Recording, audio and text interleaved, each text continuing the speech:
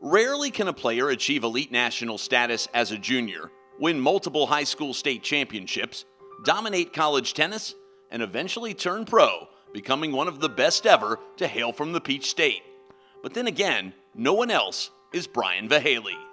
Brian Vahaly was easily one of the best tennis players Georgia has produced. He overachieved in junior tennis, college tennis, and professional tennis. He was simply one of the best players we put out. Brian was always the smartest player I ever coached, both on and off the court. You know, people talk about, playing checkers versus chess. I think Brian took that one step further. I think Brian was playing bridge when other people were just playing war.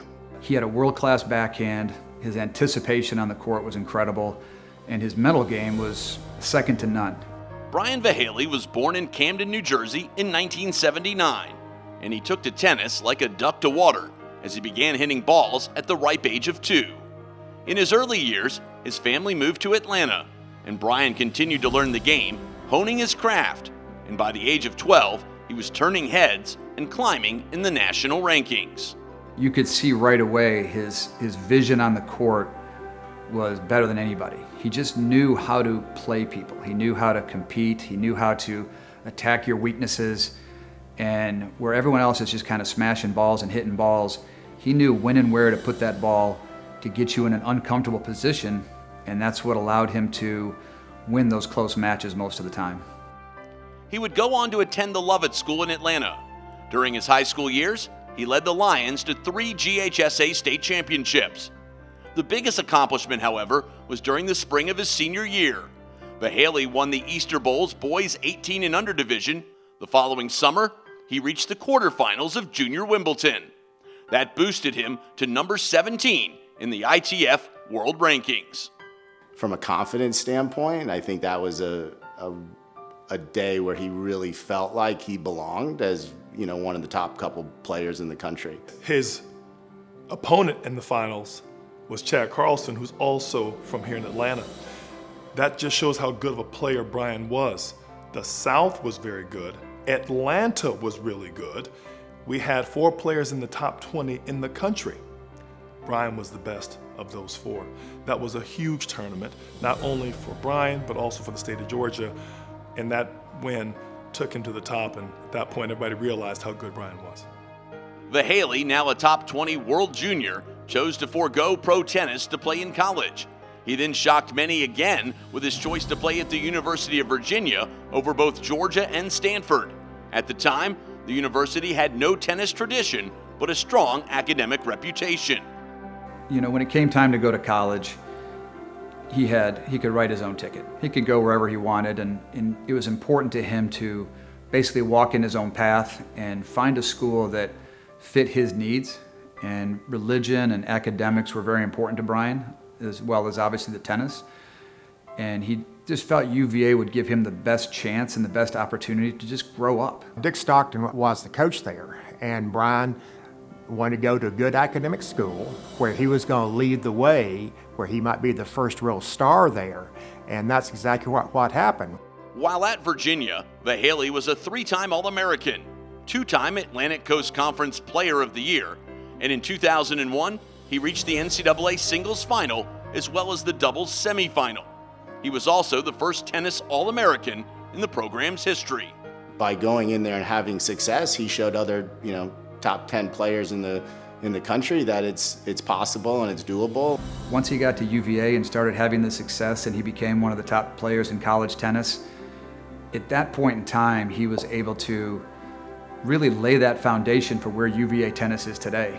And Brian deserves a lot of credit, for the success that UVA has continued to have, to this day. After graduating, Vahaly turned pro in 2001. He would go on to win 8 pro challengers in his first 2 years on the tour. He broke into the top 100 in 2003 when he made the semifinals of an ATP Tour event in Memphis, eventually losing to Andy Roddick.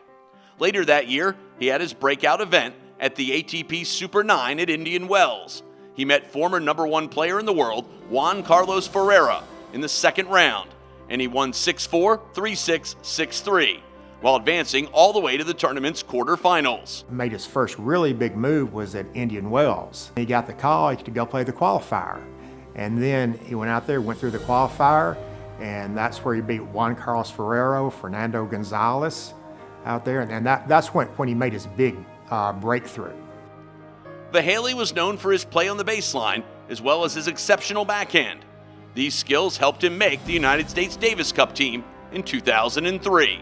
Only the best in the country get invited even to be a part of the team. Also says to me that Brian had earned the right to be on that team. I believe Andy Roddick was on that same team. He and Brian were good friends. I think it's the biggest honor you can have for your country in your sport is to represent your country in a competition like that. In a 7-year pro career, Vahaly played stadium court feature matches at 3 major championships, including the United States Open, where he faced James Blake, the French Open against Leighton Hewitt, and the Australian versus Andre Agassi. I've heard of players that have played on the Pro Tour for 10 years and never got to play on the center court at any of those venues. Not only is it a big honor, it's also, look at who you're playing, and then those matches. Brian played great in all those matches. Not to mention a couple of top 3 wins that he had in that same year, which shows that he really had the goods to compete against those players. He reached a career-high ranking of 64. He was only the second homegrown Georgia player to crack the top 100 on the ATP Tour. He was also the only college graduate that year to make it. His career saw tour victories over 4 former world top 5 players: Ferrero, Tommy Robredo, Fernando Gonzalez, and his childhood idol, Michael Chang. Beat a ton of top players in the world and had a lot of success on some very big stages. And every time he did that, it continued to help him grow with that kind of confidence, knowing that he belonged and was capable of playing anybody, anywhere. 2007 saw the end of his professional career. 3 shoulder surgeries that year would force him into an early retirement. Brian, when he got injured, he was in the low 60s and rising when he got hurt. There's no doubt in my mind that he wasn't going to be top 15 in the world if he had been able to stay healthy. But at age 28, Vahaly went into business, where he now focuses in the private equity world of operational turnarounds. He is currently the CEO of UFit, a chain of fitness centers with over 3,400 employees. He's also served on the USTA's board of directors since 2013.